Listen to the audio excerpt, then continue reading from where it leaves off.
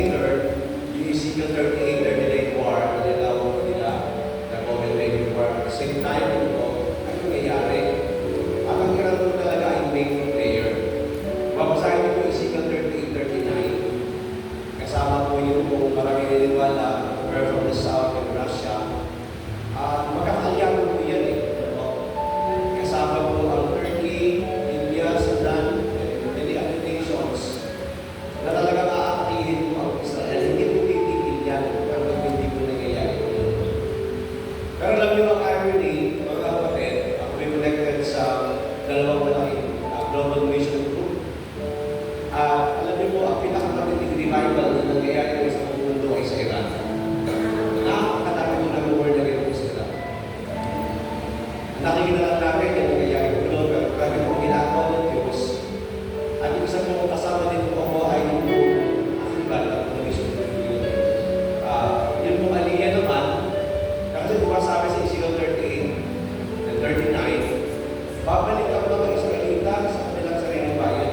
Bakit mangyari po yung Ezekiel 38, 39? Pero po, hindi ko na may detalye kasi mag-pray po tayo. Pero dapat natin ipunalangin sa pagkakataon ito. Yun po yung tanong eh. Ang dapat natin ipunalangin mga kapatid, una, tayo mga masyado makawaan natin ang plano ng Diyos. Yung plano siya eh, may gusto siyang mangyari. At ang Israel po, alam niyo kung kayo nagsasubscribe kay Andrew Sharmati, very clear naman na kahit kailan hindi matatalo ang Israel, kahit magpulong-tulong lahat ng mga bansa.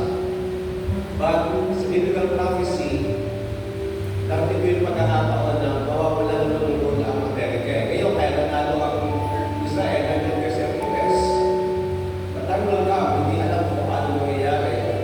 Probably, speculation ko ito ano, na dahil sa dami ginagawa ng Amerika at marami ng bansa na dahil sa kanya somehow is either mag-weekend siya, mag-hina siya sa madaling araw, or hindi siya mag-interesado dahil natin ang Israel ay kanyang pinapamihan.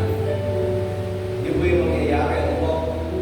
Kaya po, ang dapat natin ipanalangin mga kapatid, maganda yung sinabi ng ating mission keeper, ito po yun. Ang focus po natin, kasi sinabi naman natin ng Matthew 24, na magkakaroon ng tigmaan at aligaw ng tigmaan. Pero pasimula pa lamang po ng birth pangs o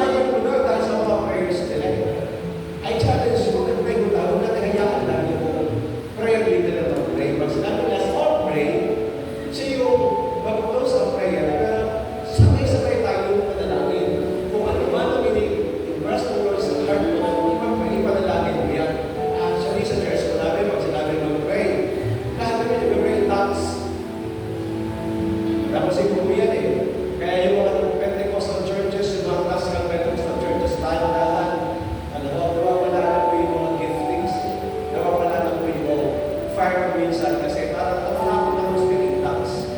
Sa Bible, do not forbid speaking in tongues. Hindi mo naiintindihan ang sinasabi mo, but na-edify yung faith natin. Hindi naman kalimang sa tayo sa tao eh. Kaya sabi ni Paul, I will pray in understanding, and I will pray in the Spirit. I will sing in the Spirit. I will sing with understanding.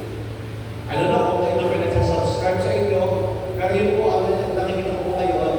Huwag tama sabi ni Bishop Jay, ito mo, huwag tayo matapos sa nangyayari po yan. Of course, pag-pray po natin ang ating mga kabayan. Kasi nga po, iyan po ang masama po dyan eh. May kailangan ng damage palagi.